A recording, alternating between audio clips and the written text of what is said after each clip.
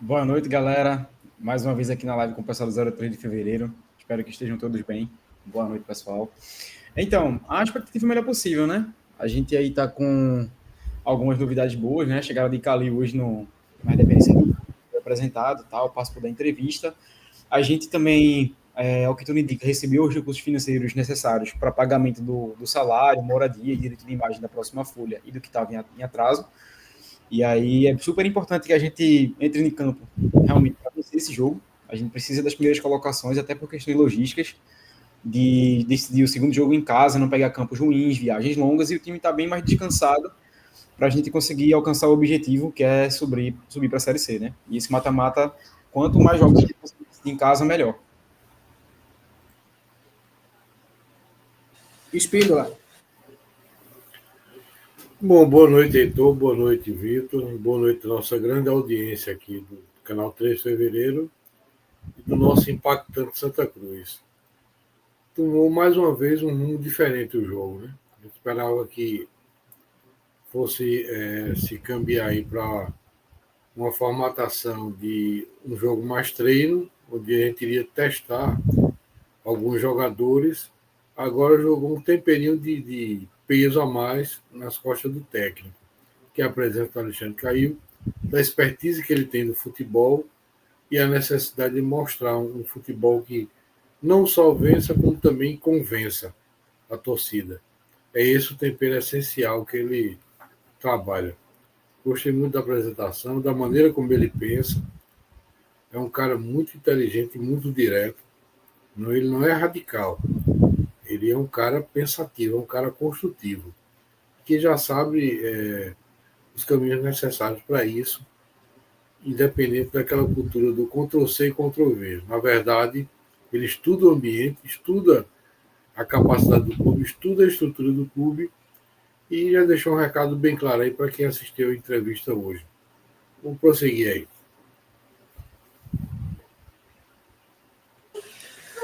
Então, galera, vamos falar um pouquinho, né, o local do jogo. Eu já ia comentar a Arruda por costume, mas não. O jogo é na Arena de Pernambuco, tá? Contra o 13, neste domingo. Eu só vou verificar a hora, se é 4 ou se é 5 horas. Mas o jogo é domingo, então você que já tem seu É ingresso... 16. 16, não é isso? Então, Isso. você que já tem seu ingresso, quem não tem, já faz a sua reserva, compra seu ingresso pelo Futebol Card. Vocês todos estão sendo chamados para o Arruda. Hoje, de novo, né, na entrevista, foi chamado para o Arruda. Então, vá lá, torça pelo seu time, faça o seu protesto. Se você ainda quiser protestar, se não quiser, vá lá, torça pelo time, apoie o time hoje. O time, essa semana, né, está com um clima maravilhoso, graças a Deus, depois de umas semanas terríveis no Arruda, né, um clima pesado estava dentro do Arruda. Mas hoje a gente tem um clima maravilhoso. Vamos falar um pouquinho aí do nosso adversário, né? Do 13 de Campina Grande. O elenco já praticamente quase que se desfez. Inclusive, aconteceu um fato inusitado, né? Durante essa semana com o elenco do 13. O elenco não, né? O clube do 13.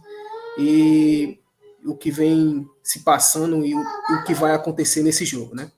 Eu vou começar logo dando meu pitaco. Essa semana o 13 sofreu um assalto, né? Foi roubado os uniformes tanto de jogo como de treino, então a gente não sabe como o 13 vai vir. Alguns jogadores já entraram de férias, alguns já foram dispensados, outros até já estão procurando outros times. A gente vai ver um 13 bem modificado, né? Infelizmente o time de Campina Grande não se classificou para a Série D do ano que vem e vai ficar sem calendário, exatamente o que aconteceu no ano passado com o Santa Cruz. Então é um problema que vem acontecendo com o clube paraibano, mas não é nosso problema, né? A gente já sofreu isso o ano passado, agora é eles que vão se virar lá. Espíndola, vou começar por você. O que você espera para esse jogo? O que você acha que vai acontecer, já que o 13 ele já vem bem modificado, o Santa Cruz já está classificado, mas precisa de uma vitória para mostrar à torcida para quem veio. Perfeito, Heitor. O 13 ele vem muito modificado, até pela força da circunstância. Perdeu grandes peças, inclusive jogadores como o Dione mesmo, que já está em outro clube. que ao longo, né, desse período de crise ruim, de desfecho de alguns problemas, terminou findando na desclassificação. Isso favorece Santa Cruz porque aquele 13 que a gente esperava tão forte e tão agressivo, a gente não vai ter contra o Santa Cruz. Porém, a gente vai enfrentar um time que a gente ainda não conhece e não enfrentou no primeiro turno, que é um time todo modificado. E a gente não sabe como é que está a situação desses reservas, se estão motivados, se não estão, se vão tentar mostrar serviço para poder garantir sua permanência para o campeonato paraibano do ano que vem. Agora, uma coisa é certa: entrosamento a gente não compra, é tempo para poder se conquistar.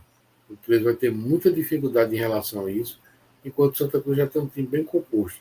Só precisa cabo de colocar da maneira ofensiva o melhor possível, com um meio de campo forte, para poder a gente ganhar essas jogadas de segunda bola, que há muito tempo o Santa Cruz não consegue ganhar pelo meio de campo.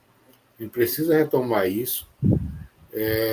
Esse jogo do 4-3-3, no momento, não tem funcionado. Eu prefiro aquele 4-2-3-1. O Santa Cruz faz muito bem e não prende os laterais. Porque qual o grande problema? A gente precisa do auxílio dos dois laterais, até para a inversão de campo, de lado de campo. E a gente não pode fazer porque Cabo insiste em transformar Natan no terceiro zagueiro. Aí ele sempre fica fora de tempo para poder dar apoio ao ataque, ou chega de forma tardia. Prejudica Giovanni, prejudica o William, que não consegue fazer uma transição bem compactada. E isso aí tudo está perdendo a parte ofensiva que o Santa Cruz tinha, sem modificar a peça. Das mesmas peças. O que acrescentou agora foi Natan, que tem uma boa marcação. Ou seja, foi uma coisa favorável. Agora, a gente sabe também o potencial dele no apoio, no ataque e nos cruzamentos. Mas não dá para ficar prendendo ele como terceiro zagueiro.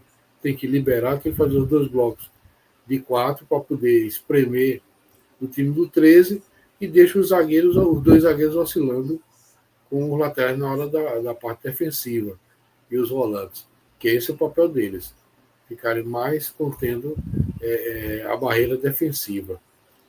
Mas é isso aí, Heitor. Eu espero um jogo não tão difícil, um jogo que a gente faça até um placar mais elástico e consiga trazer alegria de volta, né, para o torcedor tricolor, que encante também os olhos do Alexandre Caio, como encantou Cadá, como encantou Diniz e todos os outros que visitaram a Arruda e viram a potencial de Santa Cruz. Vai ser na arena, vai. Mas a magia da torcida de Santa Cruz nunca muda em lugar nenhum. Não é por isso que a gente já lotou vários e vários estados aqui nessa Copa da Série D e Copa do Nordeste, que a gente vai invade e traz até mais torcida do que a do próprio adversário na sua casa. Então essa é a nossa realidade. Espero um jogo mais tranquilo de tudo que a gente teve desse retorno. Até porque a gente precisa. Né? Top, Espíndola. Vitor. Então, a risadinha quando ele falou do placar elástico é porque a gente já sabe, né? Santa Cruz não pode esperar qualquer coisa. Então, assim, fica um friozinho na barriga aí. E eu prefiro nem contar com as adversidades do adversário, né? Eu prefiro focar nas coisas boas que aconteceram do elenco durante essa semana. Acho que, para mim, é essencial a gente pensar que o clima de velório que a gente estava passando na semana passada e tinha confiança de que ia ganhar do Horizonte até o domingo, essa semana a gente não está vendo isso, pelo menos é o que a gente espera. Acho que aquela entrevista lá do conselheiro que Oséias pegou, ela meio que disse mais ou menos o que boa parte dos conselheiros pensam, né? Que aí é um andamento da SAF, que as coisas se concretizem. Mesmo não tendo sido a pauta principal da reunião passada, e sim a aprovação de contas, o que também é mais um passo importante, é bom a gente entender que o posicionamento é favorável, né? E aí a gente só espera que passe logo para a AGE para a gente prosseguir com isso e ser feliz finalmente. Então, sobre o que ele falou de Natan, eu acho que passa um pouco pela insegurança que o clube pelo que o time vem passando na linha defensiva, tá, Espíndola? Eu acho que ele está segurando o Natan porque o time como um todo não vem correspondendo muito bem. A marcação no meio-campo, Gabriel Galhardo e Balotelli estão lá sobrecarregados porque o meio-campo não consegue controlar o jogo. E aí, para diminuir o desgaste, até um cartão amarelo, uma suspensão nessa fase final, ele tá colocando o Natan como zagueiro. E a gente tá vendo que a gente tá sofrendo um bocado com bola de contra-ataque. Foi o que aconteceu com Santa Cruz, a defesa não se posicionou corretamente na hora de cortar a bola. Contra o Horizonte, foram 2 contra-ataques que acabaram matando o jogo. E aí a gente acabou que não conseguiu trazer o resultado positivo. Ou pelo menos até um empate, que o time ficou apático. E talvez, não sei se é isso, tá? A gente só deduz, até porque os treinos, inclusive, é uma reclamação até da mídia mais formal, das televisões e da rádio, que ninguém tem mais acesso a treino nenhum, então a gente fica meio que no escuro. É o que o técnico diz na coletiva e é o que o time apresenta na partida. Pode ser até uma insegurança até com o próprio Felipe Alves no gol, ele manter ali o Natan como zagueiro quando o time tá sem a bola ou quando tá numa jogada diária, por exemplo, ele fica ali retido sem soltar tanto o Natan. E aí eu acho que a gente pode sim fazer uma boa partida. Eu queria muito que o Ariel estreasse para ele ir se adaptando ao clima do time. Ele foi até publicado no vídeo agora à tarde. Mas aí, acho que pelo que eu vi na rádio, ele já vinha alguns meses sem jogar. E aí talvez ele prejudique o ritmo do time como um todo. Acho bem difícil, acho bem difícil. Seria interessante, Vitor. Não, só seria interessante pela questão, como eu te falei, de ambientação. Mas o cara vinha alguns jogos sem jogar. Apesar dele ter um físico melhor do que Galhardo, e Galhardo, ao mesmo assim ser mais fino, a gente viu o quanto demorou para Galhardo e pegar o ritmo e engrenar junto com o time como um todo. Acho que seria um bom teste para a gente entender como é que ele iria vir para o mata-mata, até porque também não faz sentido contratar o cara na última semana e bate na madeira, a gente ser eliminado no primeiro mata-mata. 2 jogos, o cara veio para quê? Entendeu? E aí eu acho que a prova de fogo deveria ser agora, domingo, pelo menos 10, 5 minutos ali, o que pudesse, só para ele se ambientar. E no final do jogo, né, obviamente, se a gente tiver feito um placar já ok, tiver com a vitória assegurada. O outro ponto, acho que eu devo ter falado no outro início da live, que a gente acabou não iniciando, é que a gente conta com a torcida, né? A Irã convocou o pessoal aí na entrevista, pedindo que o pessoal compareça ao estádio, dê aquela força. Algumas torcidas já se manifestaram, algumas páginas também na rede social se manifestaram a favor da gente lotar a arena, se for possível, né? 20, 25 mil pessoas, 30 mil pessoas já está de bom tamanho. A capacidade total é um pouquinho surreal, até por conta do deslocamento. Não é um deslocamento fácil, e querendo ou não, tem muita gente que ainda está acreditando num clima instável dentro do clube, né? Tem muita gente que está esperando realmente a SAF concretizar para voltar a comparecer ao estádio. Por mais que a gente tenha uma noção de que o clima mudou, está tudo muito positivamente andando, a gente ainda tem gente que está com o pé atrás e não é para menos, né? São anos aí sofrendo decepções e vergonhas que a gente vem passando no cenário nacional e no cenário regional, né? É isso.